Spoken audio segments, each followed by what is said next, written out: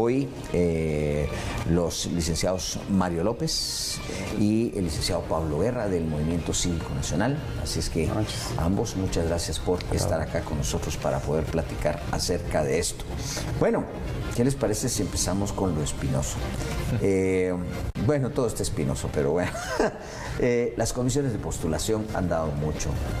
En el primer día todos hemos hecho el chiste que ya se pusieron de acuerdo en que no están de acuerdo, ni siquiera para dónde sesionar.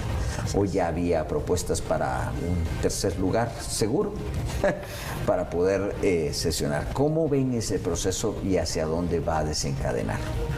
Bueno, es un proceso en el que se refleja que evidentemente las figuras políticas que toman decisiones en el país no están de acuerdo. Esto quiere decir que en el Congreso, digamos, esa correlación de fuerzas no existe entre los grupos políticos que de alguna manera inciden en este andamiaje político que no se ve, pero que siempre ha existido. El hecho de que empezáramos con que no existe un decano, o que no está uno de los decanos, que después una de las cosas que uno podría no imaginar que es no sesionan porque no hay una sede, ahora pues que no se han puesto de acuerdo en dónde lo van a hacer, son para mí excusas en que no hay consensos todavía en la clase política de cómo poder manejar este proceso. Uno desearía que fuera un proceso limpio, un proceso netamente técnico, pero la realidad es que no ha sido así y tristemente en este proceso tampoco se ve que sea un proceso eminentemente técnico, ¿verdad? Es evidente que los diputados todos tienen afinidad, el partido de gobierno tendrá afinidad también con colocar al menos dentro de las postulaciones a ciertos perfiles, y es un reflejo de cómo hay una ruptura entre el oficialismo, entre las bancadas en el Congreso, que repercute en estas instancias que de alguna manera, ¿a dónde van a ir a parar? Al Congreso de la República. Ahora, digamos que si el tema era la lucha contra la corrupción, hay dos grandes ramales para el tema de la corrupción. Uno es tener tribunales que sean capaces de llevar juicios eficientes, un sistema de justicia adecuado. El otro gran ramal es que obviamente no haya mucho dinero a disposición de los corruptos, porque si el premio está ahí, van a seguir saliendo. Parecieran en las dos, a ver, la ley de comisiones de postulación es esa fantochada que nos está dando este resultado. Totalmente. Y desde el principio no hubo una sola propuesta para venir y trabajar la ley de comisiones de postulación. El día 1 tendrían que haberlo hecho para que no se diera esto, o por lo menos para que fuera mínimo, y sin embargo no lo hicieron.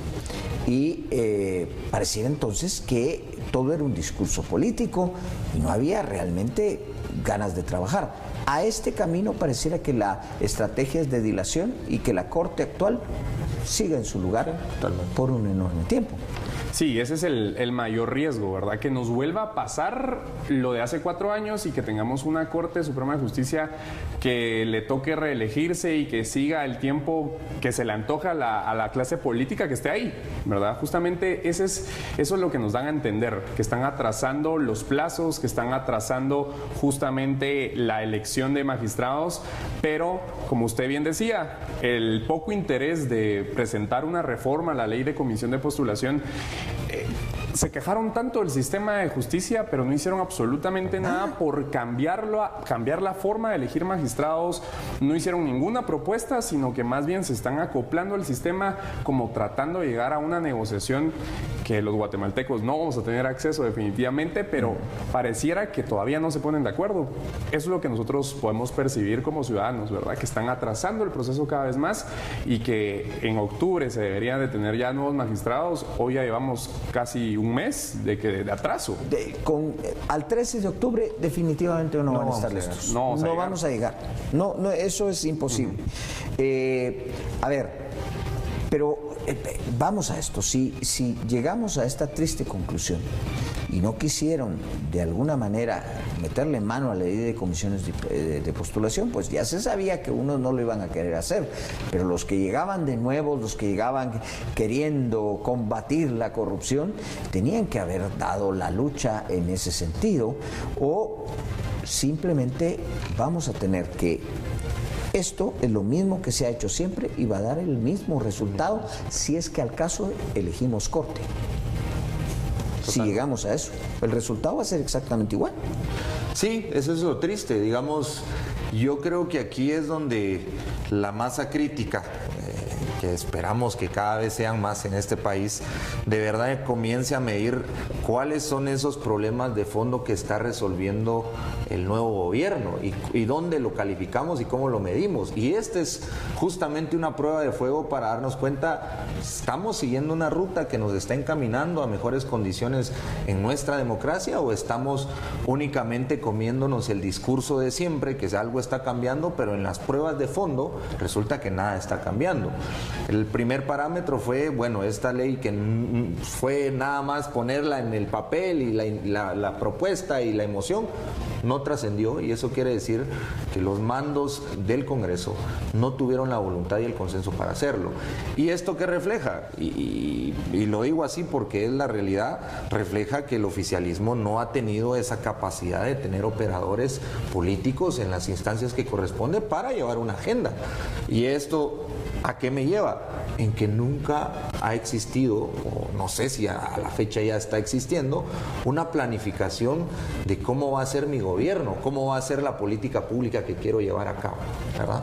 No, y es que parecía que las prioridades estaban trastocadas. Cuando brevemente tuvieron cierto poder en el Congreso de la República, lo primero en que pensaron era la ley de competencia, pero nunca pensaron en reformas a la ley electoral, ni tampoco pensaron en reformas a la ley de comisiones de postulación. Entonces vamos a ir a la postulación de magistrados de la misma forma y casi estoy seguro que vamos a ir a la próxima elección con la misma ley y sin hacerle ni un solo cambio. Y la pregunta que nos deberíamos hacer es, ¿realmente permite un sistema de justicia independiente? Porque al final de cuentas todos hablamos de esas negociaciones que tanto Congreso como Ejecutivo están teniendo o deberían de tener, pero que no permiten justamente que el sistema de justicia logre ese objetivo de ser completamente independiente. ¿Verdad? Es como el hijo no querido del Estado, porque con él hacen lo que quieren y depende del interés de la persona que está al mando. Pero justamente el enfoque que el gobierno central ha tenido con sus políticas públicas de enfocar esa energía en otros temas como la reforma a la ley orgánica del Ministerio Público, el tema de la ley de competencia, que no se han puesto a pensar qué es lo que realmente importa y cuáles son esas victorias que deben de tener para realmente alcanzar esa estabilidad y transformar y hablar de transparencia, de lo que tanto hablaron en campaña y que hoy, al parecer, lo están dejando en manos de los mismos de siempre. Vamos a otra beta importante. Estamos claros que la corrupción, por lo menos de mandos regulares, digamos altos, para abajo, sigue igual. Hace tan solo breve tiempo descubrieron que en el Hospital San Juan de Dios, pues las medicinas para sacarlas las almacenan en el cielo raso y entonces las van sacando. ¿Para qué más dinero? 148.000 millones de quetzales pide ahora el Ejecutivo. O sea, un salto de 117.000 millones de quetzales a 148.000 millones de quetzales, sin venir y ponernos a pensar que acaban de hacer una emisión de bonos que, si bien es cierto, ya estaba autorizada, pero es más plata. Claro. ¿Pero por qué? Si eso es meterle más dinero a algo que sabemos que es el nido de la corrupción. Una piñata. Claro. Bueno, ¿por qué? Porque no tengo una planificación realmente de lo que cuesta y de lo que necesito hacer para poder satisfacer las demandas que me comprometí. Es decir, cuando no tengo una planeación yo puedo pensar muchas cosas y a lo mejor no voy a estar en el camino correcto porque no tuve ese tiempo de decir, bueno, estas son mis metas, estas son mis proyecciones, estas son mis prioridades. Y eso es lo que está pasando. Hoy tenemos la interpelación de salud justamente por un tema de una corrupción sistemática que no se ha sabido resolver, ni hay tampoco una ruta para hacerlo. Entonces, quieren inyectar más capital para ir apagando los fuegos que van surgiendo, pero el problema es que como no hay consensos en ninguna de las instancias, digamos, ejecutivo, legislativo en este momento, y no hay tampoco resultados inmediatos, esto parece más una forma de poder tener un plan de contingencia a lo que va surgiendo. Es decir, quiero más plata porque si me sale un problema, con eso lo voy a ir reparando. Pero la realidad es que nosotros lo que nos compete ver como ciudadanos y evaluar, analizar y criticar es, bueno, la plata que tenés, ¿cómo la estás usando? ¿Cuál es tu calidad del gasto? Porque también hay que hacer un paréntesis. Los gobiernos anteriores han tenido una ejecución buena en cuestión de que se han acabado el presupuesto. El año pasado con cero calidad de gasto. Sí, pero la calidad del gasto. Ahora, aquí estamos teniendo esos dos problemas, al parecer. No tenemos ni un nivel alto de ejecución, que pues, ojalá lo hubiera y para bien, pero tampoco la calidad del gasto se está viendo reflejada. ¿O en qué está existiendo esa calidad del gasto? Haciendo cuentas, la SAT el año pasado estuvo al borde de llegar a los 100.000 millones de quetzales de recaudación. Y calculan que pongámonos exquisitos, y la SAT va a tener una recaudación increíble y va a llegar a los 110.000 millones de quetzales. Con un presupuesto de 117.000 tienen apenas una brecha de 7.000 millones de quetzales. Pero si saltan a 148.000 millones de quetzales, la brecha es una barbaridad. Sí, sí, y totalmente creo que hay que hacerle la pregunta, ¿cómo vas a respaldar ese presupuesto? ¿Cómo lo vas a respaldar? ¿De dónde lo vas a sacar? ¿Quién lo va a pagar? Que al final es la pregunta que la audiencia se debe hacer siempre, ¿verdad? Como, ¿quién va a pagar ese dinero? ¿Quién va a pagar esa ampliación presupuestaria? Y al final la respuesta la conocemos todos los ciudadanos, ¿verdad? Al final somos los guatemaltecos los que pagamos nuestros impuestos puntualmente y que no estamos viendo resultados absolutamente de nada. Hay un presupuesto establecido, el que tienen vigente, aprobado, pero que no han mostrado resultados ni tampoco eficiencia para poderlo ejecutar. Pareciera que no saben cómo funciona el Estado. Recientemente sucedió lo del tema de las contrataciones del audio, el presidente, que deja en duda si realmente conocen la ley de compras y contrataciones. O sea, ahí están los procesos establecidos, sea buena o mala la ley, ahí están, no tenés que saltarte sus procesos. Ese kilómetro 44, pasándonos a otro tema, pero lo salgo siempre a colación, porque pareciera ser el libramiento de Jimmy Morales. Jimmy Morales fue muy criticado. El libramiento, mal que bien, funciona, porque lo que era pasar por Chimaltenango antes era terrible. El libramiento se cae a pedazos cada mes, pero bueno, ahí va. Ahorra tiempo. Sí, ahorra tiempo. Ahora, el kilómetro 44 pareciera ser el libramiento de Jimmy Morales en cuanto a la imagen pública que tiene el presidente y la ejecución del gasto y las prioridades. Y aquí valoro mucho ese comentario, porque es tal vez lo que nos tenemos que poner a pensar los guatemaltecos. El hecho de que ese sea el estandarte de gestión que tenga un ejecutivo y que no se haya resuelto es porque estamos mal, porque realmente el mecanismo de ejecución se evalúa con la brevedad, digamos, en que yo resuelvo los problemas. Este liberamiento ya va más de un mes de retraso de lo que estaba programado que se iba a resolver. Y nos fijamos en él. ¿Por qué nos fijamos en este liberamiento? Porque no estamos viendo otra gestión u otro proyecto que nos esté ahorita resolviendo el Ejecutivo.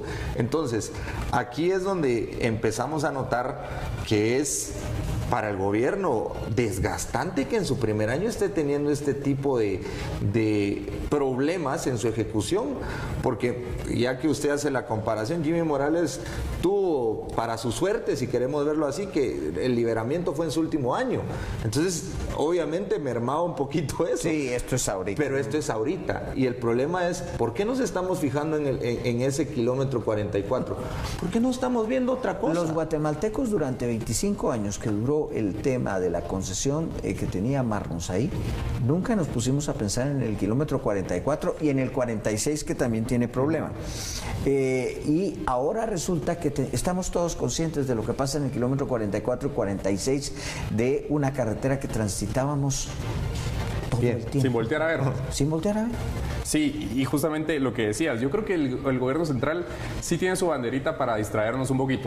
Sabemos que es esa disputa que tienen con el Ministerio Público. Cada cierto tiempo la sacan como para desviar un poco la atención, pero creo que ya no le está funcionando al gobierno central esa narrativa de estoy peleando contra la corrupción y por eso tengo que estar en contra de tal persona, sino que realmente los guatemaltecos ahorita sí estamos más conscientes de lo que está sucediendo y que hay una carretera que está haciendo que la economía se esté yendo por los cielos, que los transportistas hoy salieron a decir que van a parar sus labores. Especialmente el de combustible, que es delicado.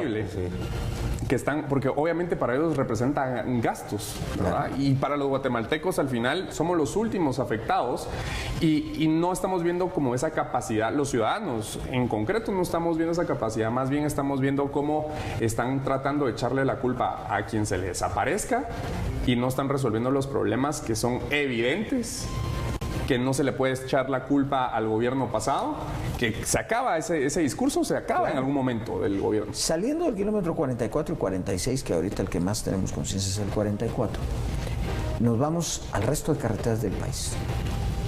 Hemos tenido transportistas acá, en plática, así como la que estamos teniendo. Y había transporte de mercaderías que influye, por supuesto, en los precios de la canasta básica. Había transporte de mercaderías que un viaje, por ejemplo, del puerto para acá se hacía en 2 horas y media, 3, pongámosle. Hoy 9 horas. Pero eso no está solo en esa carretera. Es que el problema sigue en todas las carreteras. O sea que saliendo del 44 nos vamos a topar con un problema generalizado. Bueno, sí, cuando vamos a Retaluleu ya tenemos ahí las 7 horas que nos hacemos en Suchitepeques y ahora con las lluvias esto es peor, ya pasamos el 44, el 46, ya miramos que el regreso también de Puerto Quetzal para acá ya es irte espantando los baches y ahí sí que los pozos que hay ahí ya, ¿verdad? Ahora, triste, nosotros sí tenemos un problema de carreteras, visibilizándolo a nivel ya macro, es un problema que nos ha quejado en los últimos 6 años, tal vez un poco más, pero como decía acá el colega, un ejecutivo viene a resolver, no viene a anclarse en lo que no hicieron o hicieron mal los gobiernos pasados. Esa es parte de la excusa que tiene ahora el ejecutivo en decir queremos una ampliación porque queremos cubrir la red vial, pero ya sacaron un estudio de prensa libre hace menos de un mes donde se dice que igual este año no iban a cubrir los más de 1.200 kilómetros que tenían que cubrir, iban a cubrir solo el 40% y a la fecha no llevan ni el 25%. Entonces vuelvo y reitero lo que hablamos hace unos minutos, no nos tenemos que desviar también en la ejecución, la cantidad de ejecución y la calidad de la ejecución, porque ahorita lastimosamente no estamos teniendo ninguna de las dos, pero también vemos que lo que se hace muchas veces dura muy poco y entonces estos problemas van a seguir siendo reiterativos en medida de que no se tenga una planeación de decir, bueno, vamos a hacer esto, pero lo vamos a hacer bien. Vamos a hacer las vías terciarias, si lo queremos ver así. Creo que hay una clasificación, pero son estratégicas para que circule la economía. Estaba leyendo que, por ejemplo, en Alta Verapaz, uno de los departamentos más vulnerados, de toda la necesidad de infraestructura vial que necesitan para este año, solo les pretenden cubrir el 20%. O sea, entonces, ¿hacia dónde estamos caminando? Vamos a tener tarde o temprano la canasta básica, bueno, ya la tenemos alta. No la veo yo que venga para abajo porque tenemos estos problemas de fondo, la economía circula más lento, las lluvias que van mermando y nos ayudan un poco, pero somos vulnerables ante estas cuestiones climáticas y mientras no haya, reitero, una planeación de, bueno, cómo circula la economía en el país y dónde debo actuar, vamos a tener lo mismo, es así. Vamos a hacer una pausa, pero regresamos en unos instantes con nuestros invitados. Estamos.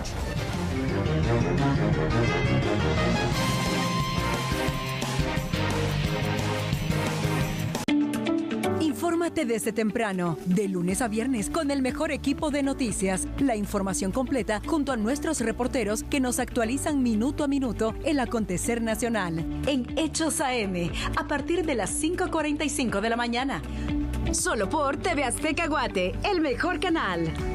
Amigos, ¿cómo están? Soy Fran Cadenas y los quiero invitar a que no se pierdan de todo lo que está viviendo nuestro representante, nuestro guatemalteco en la Casa de la Academia, Cristian Salguero, a través de la transmisión en directo 24/7 y que lo pueden sintonizar por la web play.tvaztecaguate.com a cualquier hora y en cualquier instante. Y por supuesto, seguirnos a través de todas las redes sociales de TV Azteca Guate, porque ahí podrán disfrutar de los mejores momentos que está viviendo Cristian Salguero, nuestro guatemalteco, dentro de la Casa de la Academia.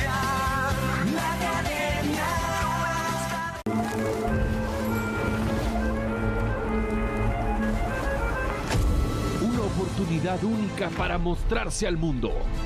Una destacada participación con una merecida medalla olímpica.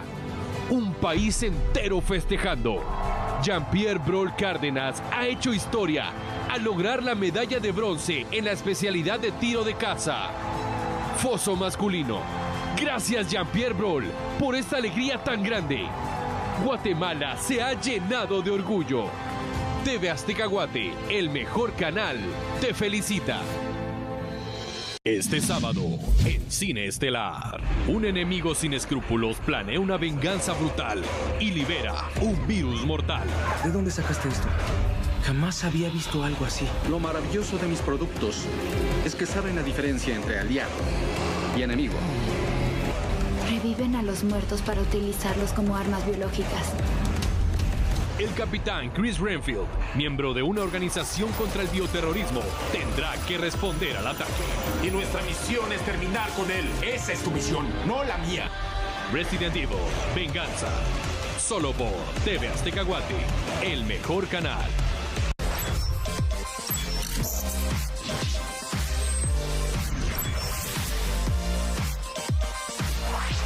TV Azteca Guate, cerca de ti.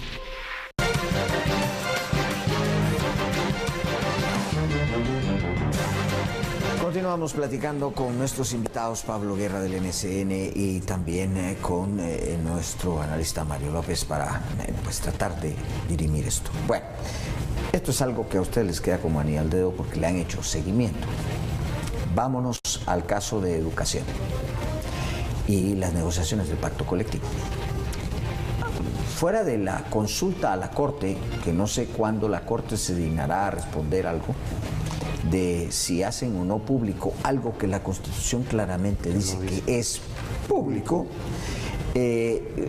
¿cómo va esa negociación del pacto colectivo? ¿Qué se puede ver? Yo sé que de eso hay que hacer un programa aparte, pero ¿qué se puede vislumbrar ahí? Pues rápidamente, en estos últimos 7 meses en el Movimiento Cívico Nacional nos propusimos destapar el pacto, esta negociación que se ha hecho a puerta cerrada, y nos negaron esa información diciéndonos que estaba bajo cláusula de confidencialidad. Ahí empieza como el porqué y nuestras acciones, ¿verdad? Nosotros pues seguimos todo el proceso administrativo, el recurso de revisión, que es un tema puramente interno del ministerio.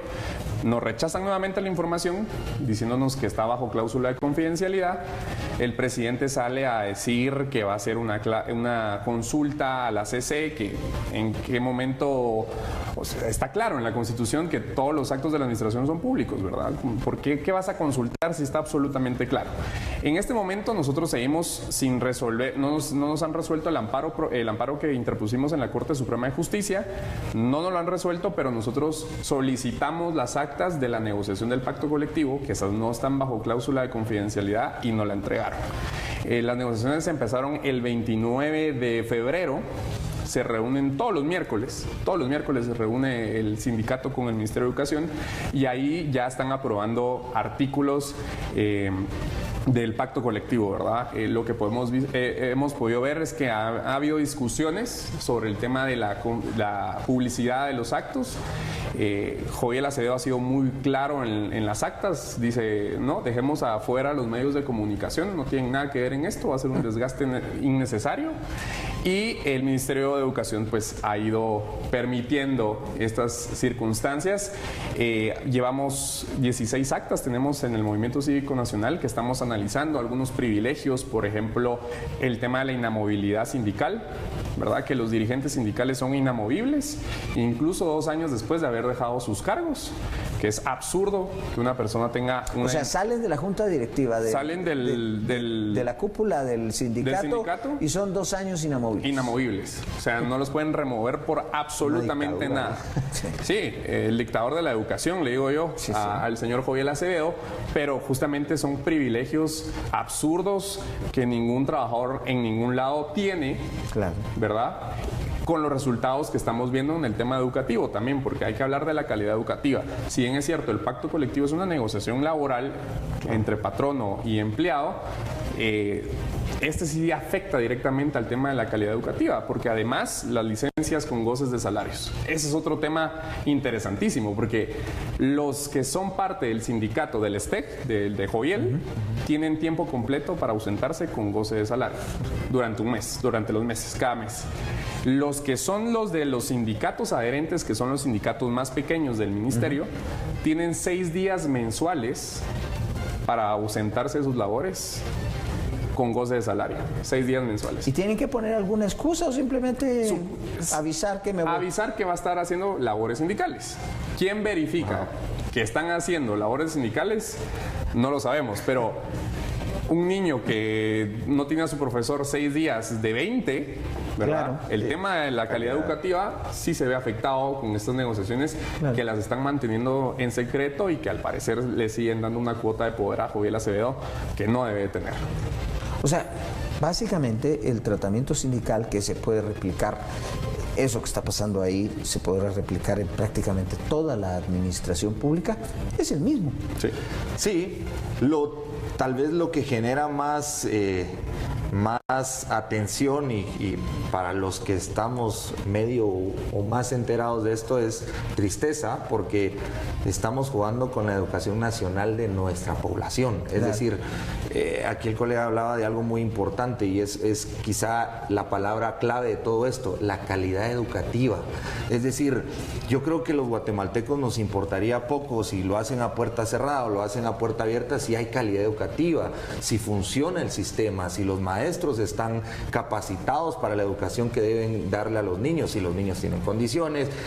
Yo creo que uno se pregunta menos cuando el servicio es bueno, claro, ¿verdad? Porque a lo que a uno le interesa es el servicio como tal, que la calidad sea buena. Pero aquí no tenemos ni la plata, porque aquí estamos pidiendo un aumento de presupuesto porque no alcanza la plata, no tenemos la calidad y también tenemos algo que en cualquier parámetro de gestión pública se ve mal, que es cuando algo en la gestión pública es opaco o no quiere ser público, no pinta bien. La opacidad es antagónico de transparencia. Claro, llegamos al final. La verdad es que para tratar todo lo que está pasando, llevaría hoy empieza supuestamente la interpelación al ministro y eso ya solo lo que es el Congreso nos llevaría también otras cuantas horas. Pero bueno, conclusión. De esta manera, así en segundos, ¿a dónde vamos? A la incertidumbre en todas las áreas del Estado. No sabemos cómo están trabajando, no nos permiten saber cómo están trabajando y esa es incertidumbre del ciudadano, ¿verdad? ¿Cómo va a estar el tema de la economía? ¿Cómo va a estar el tema de la seguridad, la educación? El guatemalteco constantemente vive en una incertidumbre y creo que no le están dando esa certeza al guatemalteco de que las cosas van a estar bien. Claro. Vamos a lo mismo de siempre, evaluándolo desde lo puntual. Nuestro sistema de justicia se evalúa y se va a declarar de la misma manera de siempre. Nuestra realidad de país, vial, infraestructura, corrupción, educación, sigue de la misma manera que estaba en los gobiernos anteriores. Es algo que cada guatemalteco tendrá que sacar conclusiones pero para mí vamos a terminar este año al menos con lo mismo de siempre. Bien, pues muchas gracias a nuestros invitados, les agradecemos haber aceptado el venir con nosotros esta noche a Estado de la Nación. A todos ustedes, pues les deseo una excelente noche, pásenla bien.